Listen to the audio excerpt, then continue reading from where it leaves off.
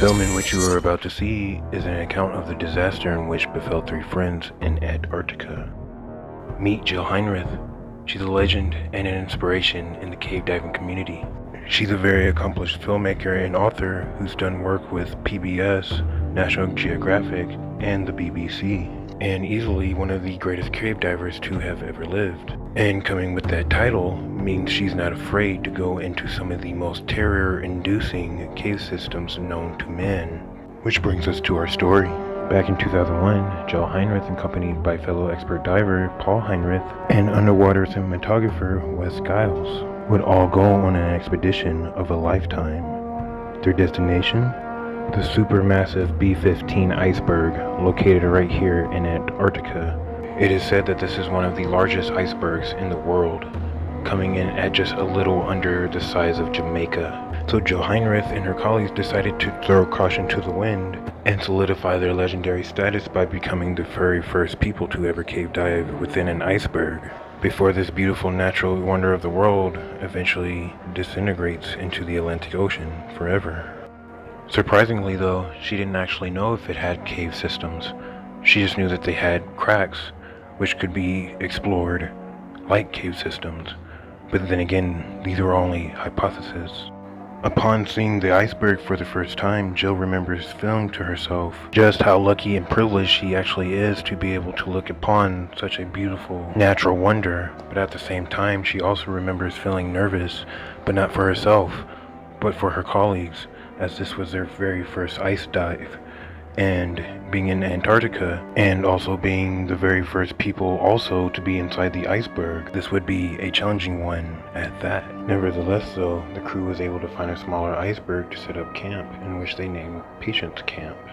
And as they brought their boat into the bay of the iceberg, Wes, the cinematographer, decided to get inside the water to get some amazing shots. But just as then, his suit started to take on a massive amount of the water. And it actually being Arctic water, Jill started to get a little nervous, as Wes wanted to stay in just for a minute to see if he could get the shots that he wanted. But as she already knew, 1 minute in this type of water could mean certain death. And by the time his minute was up, it was like his suit had become a trash bag full of water. They had to quickly get him out, strip him down, and eventually get him into a bunk bed full of warm clothes and sleeping bags. And although Jill is easily considered one of the best cave divers in the world, and she has the utmost confidence in all her gear when it comes to sub-zero temperatures, one thing she did not have confidence in was this new environment that she was now about to go into. When they finally were able to do their first dive inside the iceberg, as expected, everyone was very excited, but a little nervous. It was also decided that Wes would stay back with the first mate in the boat, while Jill and Paul Heinerth made the first descent. And as they jumped into the Arctic Sea, it was said that it was so cold that it immediately gives you an almost ice cream headache that hits with a bang as your face hits the water. And so you must take a couple of deep breaths in order to knock some of it back. And on top of all that, as soon as you open your eyes, you're greeted with a mix of slush, fresh broken off ice, and salt water, making it almost impossible to see. And once this deadly mix is finally pushed aside, then you have to descend into the unknown, that is the Antarctic Sea. And as they went down, they noticed a crevice and decided to go explore. As they went further and deeper down, it got darker, and before they knew it, they had already hit the Antarctic Ocean floor, sitting at around 130 feet, or a little over 39.5 meters. And what they saw was a almost living shag carpet of living organisms on the bottom sea floor, which is accompanied by some of the most awe-inspiring ice formations that the eye has ever seen. And it was at this moment that these spider-like lobster creatures started to rain down from the cracks above. And as Jill put it, there were hundreds, maybe even thousands of them, starting to rain down like nightmare fuel. Though trying their best to ignore them, they swam deeper and deeper into the iceberg. And as they were swimming, Jill remembers hearing all the crackling, moaning, and groaning from the surrounding shifting ice that was happening all around them. But it would also be at this moment that she would hear one of the loudest vibrations of her entire life. So loud, in fact, that she felt it all the way through her body, down to her toes. And at first everything seemed fine, but as they turned around to try to go back through the entrance that they had just came through, they noticed something went terribly wrong. A massive piece of ice connected to the iceberg had slammed shut the only entrance, meaning that they are now trapped. And although Jill is considered one of the best cave divers in the world, it would be at this moment that a sense of dread would fall over her, as she now knew the severity of their situation, which was the fact that they were now 130 feet under the Antarctic Sea, trapped within an iceberg with a limited supply of air, meaning that they now had a danger of not only freezing to death, but now drowning as well. But fortunately this time for Jill and Paul, they were able to find massive blocks of ice that led them inch by inch to the next entrance of the iceberg. Though after being at such a depth for so long, they did have to stop just under 20 feet under the water to hang out just for a second, so that they would not get decompression sickness on the way back up. And whenever they resurfaced, they were able to see Wes and Matt, the first mate, who were very excited and high-fiving at the sight of their friends resurfacing, as it turned out that they were able to see and hear the very large vibration that almost capsized the boat themselves. And knowing that they wouldn't be able to mount any rescue mission, all they could do was wait, so that's what they did. The next morning, inspired by the aspect of the fact that they could go somewhere where no one's ever gone before, they mounted up another dive. And with the entrance looking stable and everything else looking just fine, they quickly descended all the way to the bottom and started taking photographs of the marine life.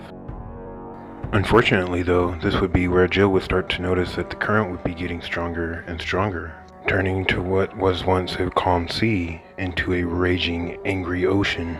And understanding the situation and not trying to be ripped away from the current, Jill would try to then bury her hands in deep within the sand at the bottom of the ocean floor. Though unfortunately, this would not be enough to stop her from cartwheeling her body over her hands and being forced to go with the rest of the current. And as they turned back towards the exit, they realized that no matter how hard they kicked, they weren't moving a single inch, meaning that now that they were at the mercy of the tide. But perhaps even more terrifying than that was that the tide was actually pulling them inside of the iceberg. Though with a stroke of luck, they were able to see blue light coming from the tunnel that they were being sucked into, which ultimately would mean that they were heading towards another exit. The only thing now to do was just to go with the flow. Though, as one of the many optical illusions that an iceberg presents, knowing the true distance of the source of the blue light is actually quite impossible to tell. And as a result of this, the two would just keep drifting and drifting and drifting, almost as if they were in a never-ending loop. But luckily it was just as they expected, and the blue light led them to another exit out of the iceberg.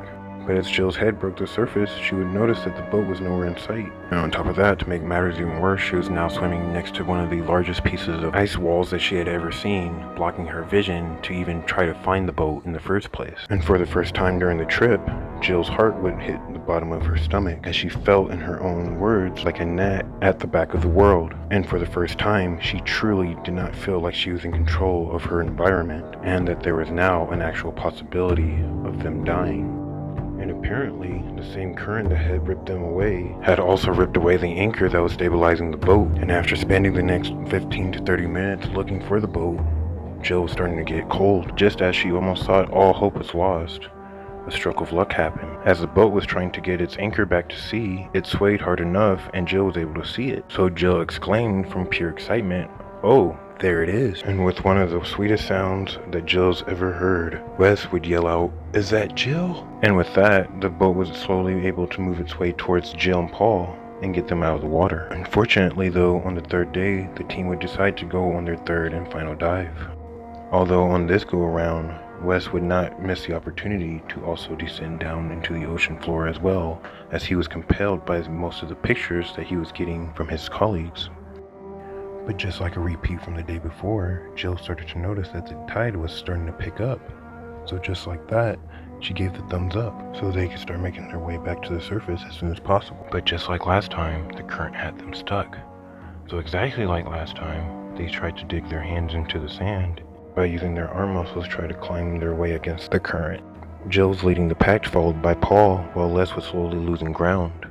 Suddenly, Wes yelled out that he needed help with the camera, and suddenly, without thinking, Paul turned around to actually help him, Meanwhile, while all this is going on, Jill gets understandably angry as she's the only one who fully understands what's happening around them. Luckily, they were able to regain control of the camera, and they were able to keep moving forward. But Jill still didn't know how they would get back up the crevice and back to the ocean surface, as the crevice walls were just too steep and slick to actually climb, being only made of 100% ice.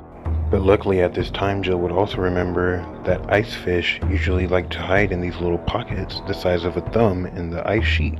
And if she would be able to form a grip through one of these little holes, she knew that they would be able to climb their way out and back to the surface. So amazingly, followed by Paul and Wes, they all were able to inch up the 130 feet back up to the surface. But as they swam back, Jill remembers thinking to herself just how solemn this moment actually was. And as she got back to the boat, she remembers telling the first mate that the cave had tried to keep them today, and that Mother Nature was giving them a final warning.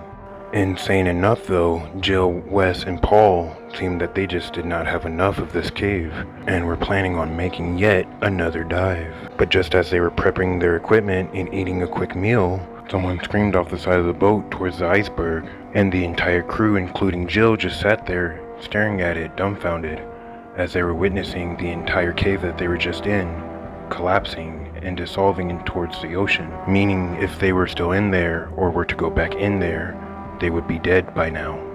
And now, after hearing this story, I'm sure you're thinking to yourself, how insane must these people be to go in after again and again, knowing that they could die each time. But remember, the very first people to ever explore the Pacific and Atlantic Ocean were also very crazy, but we wouldn't have what we have now without them making that brave first step into the unknown. Jill Heinerth and her colleagues are true pioneers of the sport, and should be praised for their bravery to go to places that no man has ever ventured before. If you want to know more about Jill Heinerth, I will be putting her YouTube channel in the description below. And remember to hit the like and subscribe buttons, and turn on the notification bells for more content in the future. Goodbye for now.